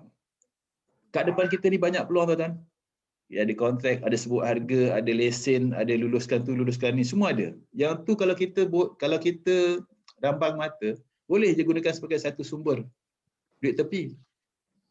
Itu semua peluang lah tu. Tadi desakan, kita boleh tahu, kita boleh tahan. No, tak. Saya tak akan gadaikan saya punya integriti semata-mata kerana ni. Kita desakan boleh tahan. Sekarang ni yang kedua ialah peluang. Peluang depan mata pun kita kena tahan. Kita kata no. Kalau setakat 20,000 nak bagi saya takkan gadaikan rasuah. Saya takkan gadaikan maruah saya. Kan? Waktu tu. So kita jaga peluang depan mata kita tolak. Itu sikap yang ada. Tapi yang bahaya sekali ialah yang sebelah bawah sekali. Ni 3, yang bawah sekali tu ialah justifikasi. Justifikasi ni jahat tuan-tuan. Kita kata desakan kita boleh tahan, peluang kita boleh tahan, justifikasi selalu kita kecundang. Apa dia justifikasi ni? Contoh kita kata, kan salah kot. Okey kot. Kita bukan ambil untuk kita. Contoh kan, kali ni je. Itu justify tu, justifikasi tu. Bahaya tu. Kadang-kadang orang kata, kali ni je, lepas ni tak buat lagi dah. Jangan. Sekali you buat, you rasa seronok, you akan terus nak buat saya bila-bila. Yang bahaya sekali, you terikat dah. You sekali you ambil, orang kata, dulu you ambil, kalau you tak ambil kali ni, I akan report. You dah terperangkap dengan dia punya segitiga integriti. So, saya doakan mudah-mudahan ahli-ahli kapten dan keseluruhan perkhidmatan awam ni dapat menghindari ketiga-tiga cabaran integriti ini. Mudah-mudahan insya-Allah. Terima kasih moderator. Terima kasih Tuan, insya-Allah mudah-mudahan dijauhkan daripada apa yang benda-benda yang tidak sepatutnya kita sebagai penjawat awam. Okey Tuan, seperti mana semua sedia maklum, penjawat awam merupakan tiang seri negara. Boleh Tuan kongsikan apakah perkara-perkara yang perlu diambil berat oleh penjawat awam, khususnya kami sebagai pembantu tadbir pendidikan, agar title tiang seri negara tersebut terpelihara? Okey, bagus. Soalan yang sangat menarik. Saya seronok dengan soalan macam ni. Tiang seri negara. Tiang seri ni kalau satu bangunan tu, kalau tak ada tiang seri, dia tak komplit, tak lengkap, tak kukuh. Kalau you sandar kat tepi dinding tu, dia akan bergoyang. Sebab dia punya tiang seri dia tak kukuh, tak kuat. Kalau rumah-rumah dulu tu, tiang seri tu besar pemeluk. Dia punya besar tu. Nak pastikan rumah tu satu kukuh. Jadi tiang seri ni tugasnya ialah untuk pastikan struktur kita tu sentiasa mantap. Kan? Pembantu takbir, kapten, tiang seri. Sebab kalau tak ada kapten ni, yang lain-lain tak boleh nak bergerak. Sebab yang buat benda tu semua banyak kapten, ahli-ahli kapten yang buat kerja-kerja operasi ni. So tiang seri. So perkhidmatan awam ni merupakan satu tiang seri kepada suatu struktur kerajaan kita. So kita perlu teguh, tiang seri ni perlu teguh, perlu mantap, kuat dan sentiasa boleh tahan dengan apa-apa ancaman. Itu yang penting. Hujan ke, ribut ke, salji ke turun, dengan banjir ke, benda-benda lain boleh goyah, tapi tiang seri tetap kukuh kat situ. So itu yang kita nak lihat.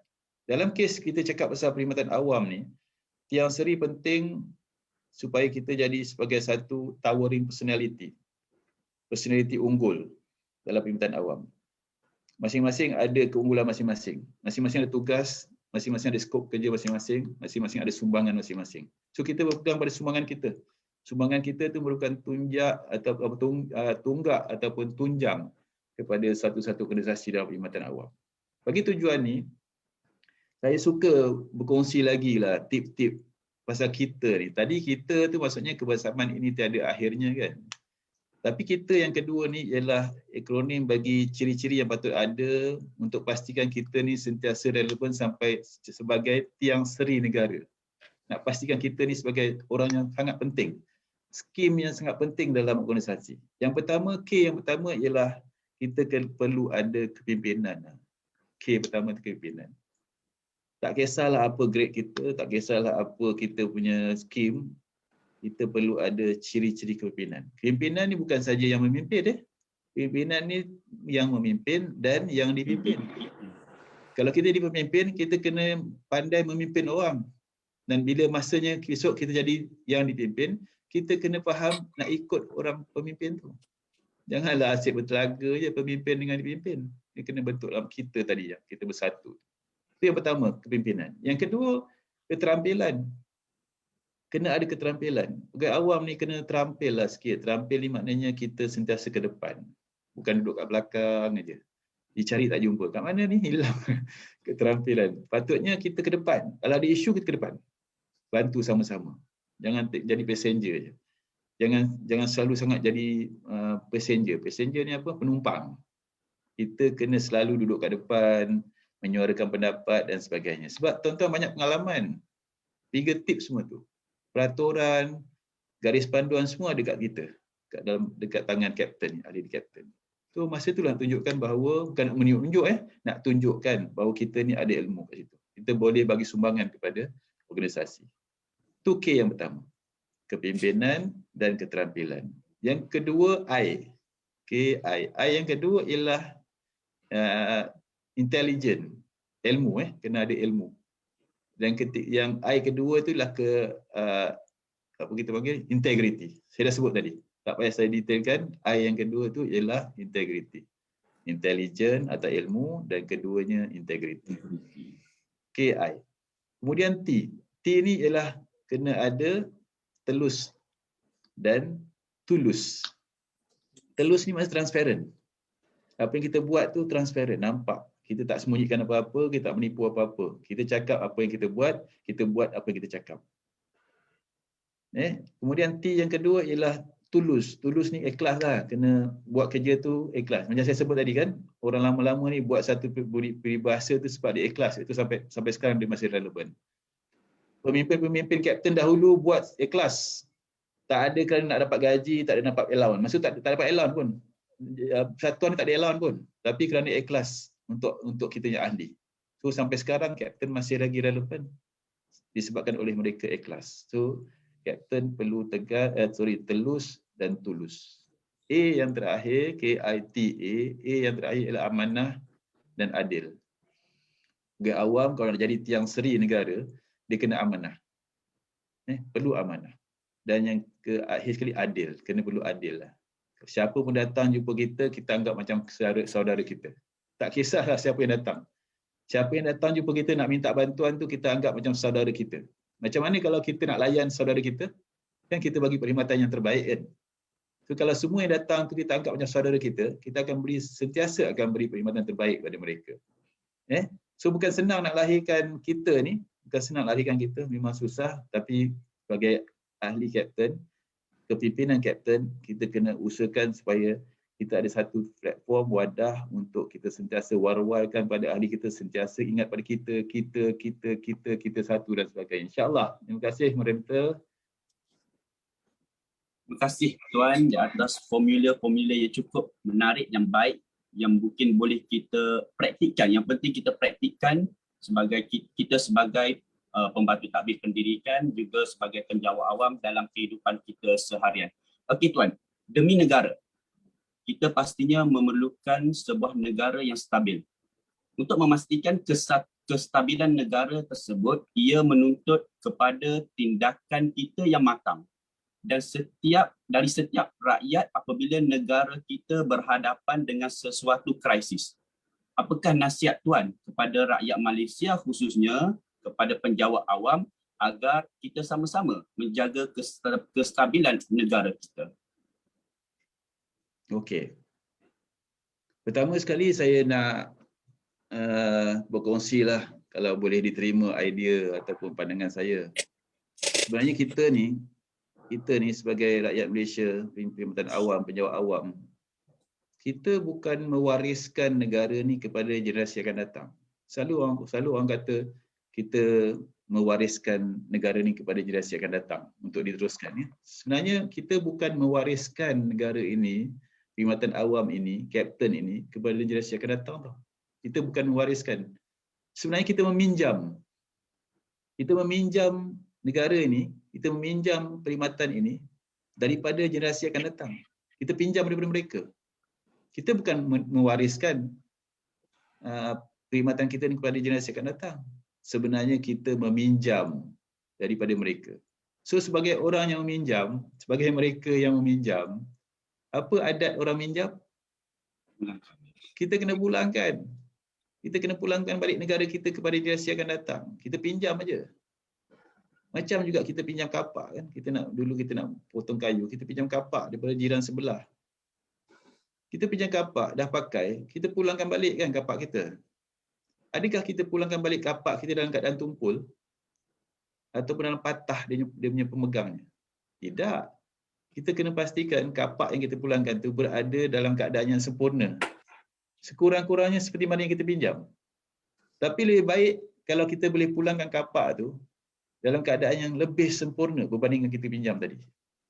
Maksudnya apa? Kita pinjam tadi kapak tu tak berapa tajam lah. Sebelum kita pulang, kita tajamkan dulu. Asah dulu pula kapak tu. Pemegangnya tak berapa cantik masa tu. Kita betulkan dulu pemegangnya baru kita pulang. Itu adat orang meminjam. Dalam peribatan awam juga pun sama, kapten pun sama. Kita sebenarnya bukan mewariskan benda ni kepada kapten akan datang. Tak. Kita sebenarnya meminjam. So kalau nak pinjam, kita pulangkan balik. So sebelum kita bersara, sebelum kita letak jawatan, sebelum kita meninggalkan perkhidmatan kita kena pastikan kapten ini berada dalam keadaan yang sangat baik berbanding dengan masa-masa mula-mula kita dapatkan kapten ni. Masa mula kita jadi ahli, menjadi presiden, jadi jawatankuasa, macam inilah kapten keadaannya. Besok masa kita nak tinggalkan perkhidmatan, masa nak pencen, masa nak lepaskan jawatan kita, kena memastikan kapten dalam keadaan yang sangat baik. Supaya generasi akan datang dapat terus menikmati apa yang kita perjuangkan selama ini. Itu antara perkara-perkara yang kita kena faham bila kita cakap pasal konsep memastikan kestabilan dan kesinambungan negara dan perkhidmatan awam. Itu yang kita cuba nak bangkitkan, pastikan perkhidmatan kita, kesatuan kita, negara kita sentiasa teguh, maju, utuh, daulat, selamat dan sejahtera. Itu tanggungjawab yang perlu perlu dipikul. Jangan sampai kita ni dipersalahkan. Biar kita dipertanggungjawabkan. Biarlah kita ni dipertanggungjawabkan untuk pastikan kapten ini sentiasa relevan. Jangan sampai kita dipersalahkan satu hari nanti oleh generasi akan datang. Kita kata inilah dulu kapten sebelum ni tak fikir pasal benda ni dan sebagainya. Jangan sampai ada pihak generasi akan datang menyalahkan kita. Mempersalahkan kita sebab kita tak fikir tentang kebajikan-kebajikan ni. Sebaliknya, generasi akan datang akan rasa bersyukur, menghargai perjuangan-perjuangan yang telah kita buat selama ni. Itu dahulu moderator setakat ni. Terima kasih Tuan. Tuan, nampaknya masa amat-amat mencuburi kita untuk kita mengupas dengan lebih panjang lagi tajuk ini kerana tajuk ini sememangnya cukup meluas. Dia punya definisi, dia punya konsepnya. Akhir sekali Tuan, sebelum kita mengakhiri bual bicara kita pada hari ini, apakah nasihat Tuan kepada penjawat awam, khususnya kami pembantu takbir pendidikan, supaya perkhidmatan awam ini terus dipandang tinggi oleh masyarakat? Persilakan Tuan. Bagus. Okey, terima kasih Tuan Moderator dan semua yang hadir pada pagi ini. Alhamdulillah, saya cukup berterima kasih atas ruang yang telah diberikan. Masa memang pendek, nak cakap pasal demi negara ni memang cukup luas, panjang. Itu pun saya ringkaskan kepada bentuk-bentuk kapten lah, sesuai dengan kapten dan sebagainya kan.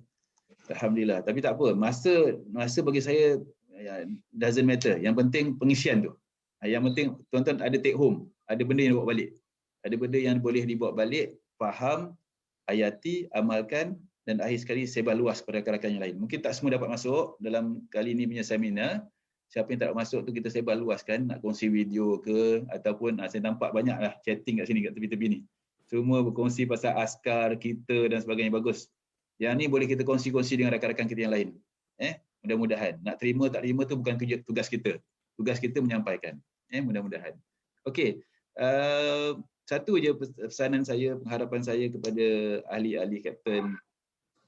Yang pertama sekali, penghormatan ataupun dipandang tinggi ni bukan hak kita. Bukan boleh kita minta-minta. Orang sanjung kita bukan kita boleh minta-minta. Orang sanjung kita, puji kita, menghargai kita sebab kita punya sumbangan. Jadi kalau ada orang yang tak ucap terima kasih pada kita, jangan frust. Jangan rasa kecewa. Sebab penghargaan tu akan datang sendiri bila sampai waktunya nanti, insya-Allah. Penghargaan, penghormatan ini merupakan satu anugerah. Penghormatan anugerah, bukan boleh diminta-minta. Sampai masa nanti orang akan appreciate kita. Kalau bukan dalam perkhidmatan, besok pun lepas kita pencen orang kata, tengok masa presiden dalam kapten, banyak benda dia buat. Masa dah pencen baru orang cakap, sekarang orang tak cakap. So, kalau orang tak puji kita jangan frust. Kalau orang tak sanjung tinggi kita jangan kecewa. Kalau orang tak pandang tinggi kita pun jangan kecewa. Sebab itu bukan benda kita minta, dia akan datang dari sendiri. Yang kedua ialah pasal kita. Saya dah cakap tadi banyak kali kita. So kalau untuk akhir ini saya suka berkongsi, lihat balik konsep yang kita cuba tengahkan, itu kita. Kita satu. Kebersamaan ini tiada akhirnya, sampai akhir tetap utuh. Kita yang kedua ialah pasal kita kata tadi apa? Kepimpinan, keterampilan, ilmu, intelijen, integriti, T telus dan tulus, dan A amanah serta adil. Akhir sekali saya berkongsi juga tadi tentang askar, nilai-nilai murni, budaya kerja cemerlang yang perlu ada dalam perkhidmatan awam, itu kita lihat dalam bentuk askar. Attitude-nya kena bagus, skill-nya kena tinggi, knowledge-nya kena meluas, ada daya untuk berubah, agile, dan akhir sekali tadi resilient, daya tahan yang tinggi. InsyaAllah kalau kita pegang perkara-perkara yang kita telah formulakan dalam bentuk yang huruf-huruf tadi, insyaAllah senang nak ingat, senang nak hayati, senang nak faham, senang nak amalkan, dan senang nak sebar kepada rakan-rakan yang lain. InsyaAllah. Terima kasih moderator atas jemputan. Mudah-mudahan ada manfaat untuk kita bersama. InsyaAllah. Assalamualaikum warahmatullahi wabarakatuh. Waalaikumsalam warahmatullahi wabarakatuh, Tuan. Terima kasih sekali lagi kepada Tuan Rospiagos bin Taha, Setiausaha Bahagian Pengurusan Sumber Manusia, Kementerian Pendidikan Malaysia, kerana sudi meluangkan masa dan meminjamkan masa Tuan untuk bersama-sama kami bagi berkongsi ilmu dan mengupas tajuk yang cukup penting bagi kami sebagai pembantu takbir pendidikan, juga merupakan sebagai penjawat awam. Untuk makluman Tuan dan juga rakan-rakan kita yang hadir pada platform kita pada hari ini, kehadiran ataupun penyertaan di dalam platform Zoom kita telah pun mencecah semaksimal yang mungkin, iaitu 500 penyertaan Tuan. Mungkin ada lagi di kalangan sahabat-sahabat saya yang nak masuk, tapi kita punya kapasiti platform kita hanya untuk 500 penyertaan Tuan. Dan kita juga ada di FB Live seramai 244 orang Tuan. Terima kasih sekali lagi Tuan. Tahniah pada Rusia. Satu kerja yang cukup memberansangkan, bagus. Bukan senang nak jadikan benda ni. Alhamdulillah. Teruskan usaha insyaAllah. Terima kasih sekali lagi Tuan. Saya mohon izin untuk kita meneruskan agenda program kami yang seterusnya Tuan. Silakan, silakan.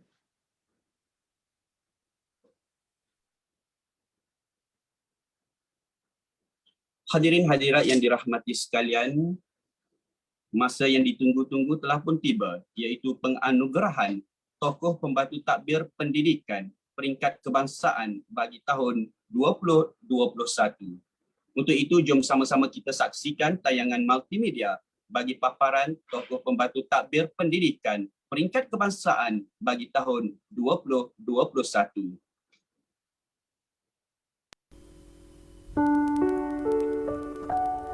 Beliau dilahirkan pada tanggal 15 Jun 1949 di Bestari Jaya, Kuala Selangor, dan dianugerahkan 3 orang cahaya mata, dan sehingga kini telah pun mempunyai 5 orang cucu. Mula berkhidmat sebagai penjawat awam pada 4 April 1967 dan ditempatkan di Sekolah Kebangsaan Parik Yani, Batu Pahat, Johor. Beliau menamatkan perkhidmatan sebagai penjawat awam pada 15 Jun 2006 setelah 39 tahun bergelar penjawat awam, yang mana jawatan terakhir beliau sebelum beliau bersara iaitu Ketua Pembantu Takbir dengan grade N22.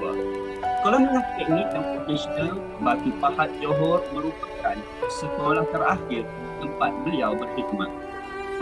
Antara penglibatan dan sumbangan beliau dalam Kesatuan Sekerja adalah seperti berikut.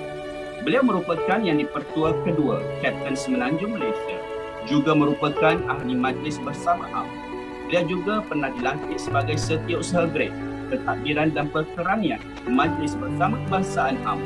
Sumbangan berharga beliau bersama dengan exco lain pada ketika itu adalah berjaya membeli satelit pintu pejabat Kapten di Diamond Square, Kuala Lumpur.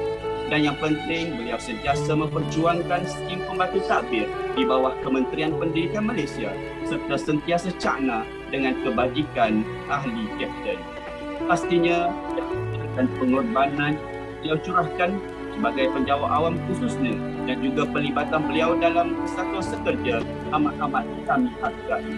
Beliau yang saya maksudkan adalah yang berbahagia Encik Rahman Sharif bin Sulaiman, tokoh pembantu takbir pendidikan peringkat kebangsaan bagi tahun 2021.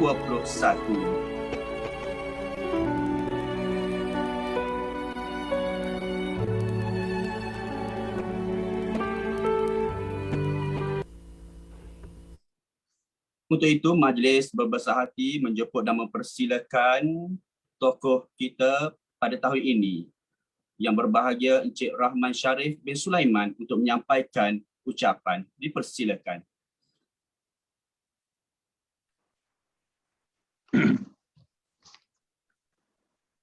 Dah masuk. Bismillahirrahmanirrahim. Assalamualaikum warahmatullahi wabarakatuh. Terlebih dahulu saya ingin mengucapkan dan mengambil kesempatan ini mengucapkan ribuan terima kasih atas inisiatif Kapten Kebangsaan yang memberi peluang kepada mantan pemimpin-pemimpin Kapten memberi ucapan sepenuh hari pembantu takbir pendidikan pada 1 Oktober setiap tahun. Kepada Puan Jamilah Husin dan barisan ahli Jawatankuasa Pusat Kapten, saya ingin mengucapkan tahniah dan syabas. Tuan-tuan dan puan-puan, pada 4 hari bulan Ogos 1991, telah berkumpul beberapa orang pembantu takbir dari Negeri Selangor, Johor, Negeri Sembilan, Perak, Wilayah Persekutuan dan Kuala Lumpur serta Jabatan Pendidikan. Negeri Selangor di Shah Alam, Selangor.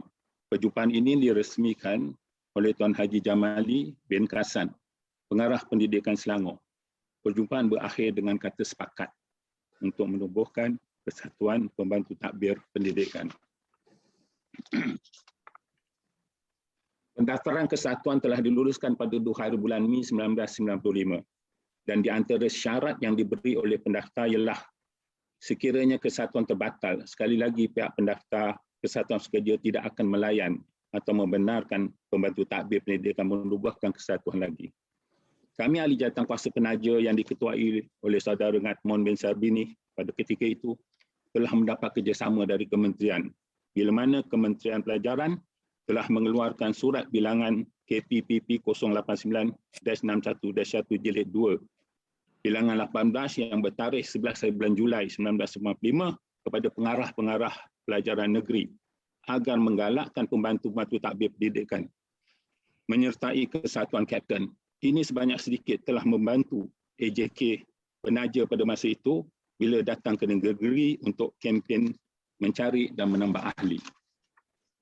Mesyuarat Agung yang pertama diadakan pada 27 hari bulan hingga 28 hari bulan September 1996 bertempat di Kem Kijang, Kota Baru, Kelantan yang diresmikan oleh Tuan Haji Abu Malik bin Hamzah, Setiausaha Bahagian Organisasi Perkhidmatan Kementerian Pelajaran Malaysia. Mesyuarat pertama ini telah dihadiri oleh 134 ahli dari seluruh Semenanjung.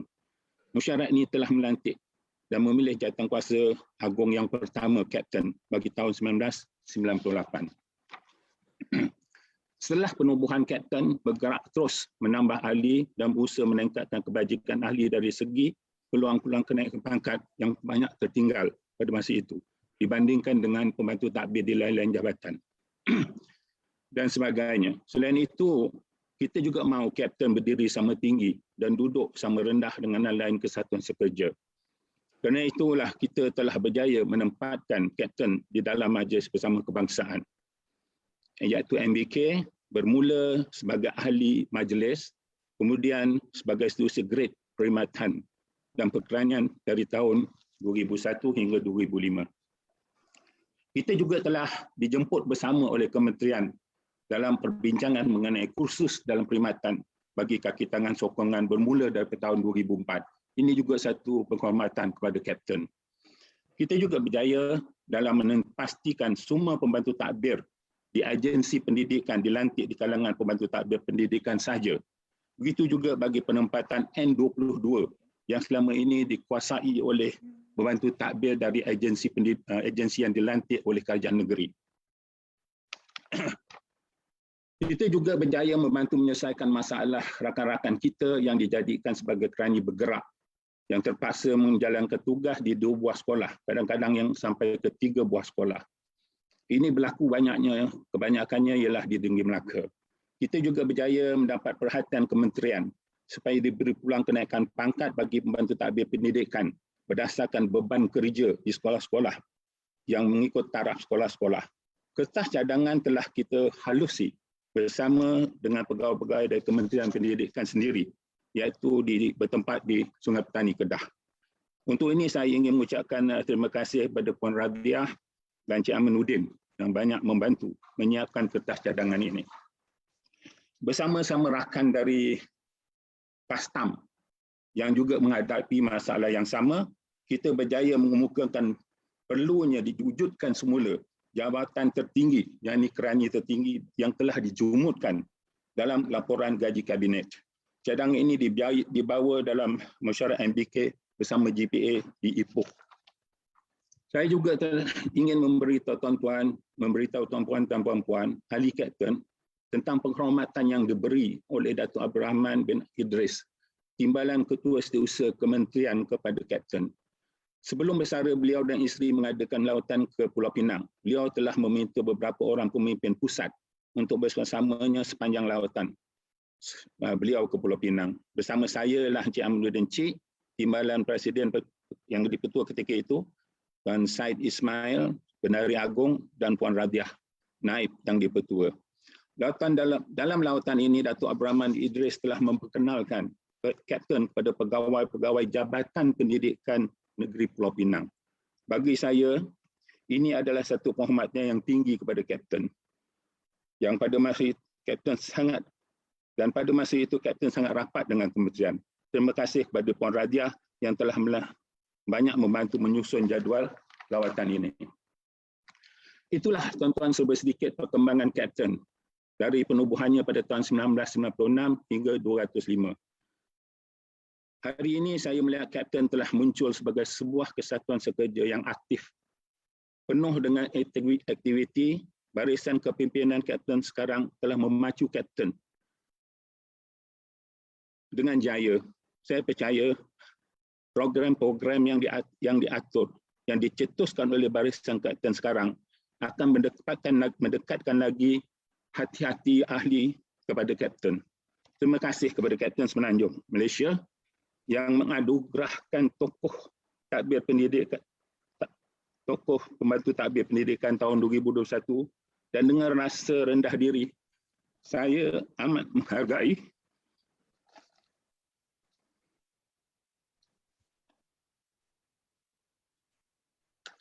dan berbesar hati menerima anugerah ini.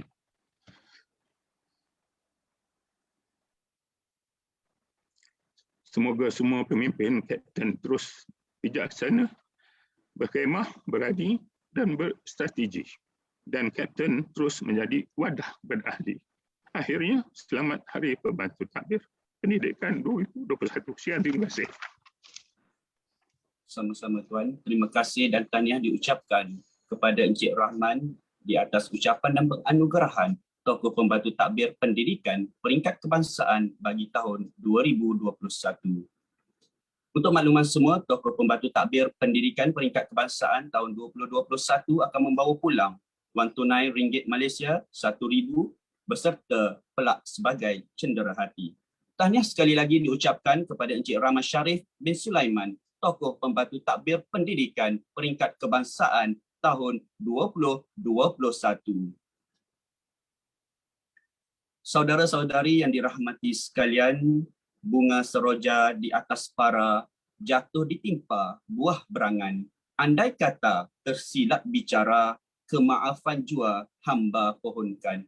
Terima kasih sekalum budi dari kami seikhlas hati. Saya bagi pihak jawatan kuasa pelaksana majlis sekali lagi mengucapkan jutaan terima kasih kepada semua yang hadir dalam platform maya ini untuk sama-sama menjayakan majlis sambutan Hari Pembantu Takbir Pendidikan Peringkat Kebangsaan tahun 2021. Sebelum mengakhiri majlis ini, saya ingin mengambil kesempatan memohon kemaafan di atas segala keterlanjuran, kepincangan dan kekilafan sepanjang mengendalikan majlis sebentar tadi. Yang baik itu datangnya daripada Allah dan yang kurang itu adalah daripada kelemahan saya sendiri. Saya akhiri majlis ini dengan lafaz yang mulia. Wabillahi taufiq wa hidayah. Wassalamualaikum warahmatullahi wabarakatuh. Selamat Hari Pembantu Takbir Pendidikan 2021.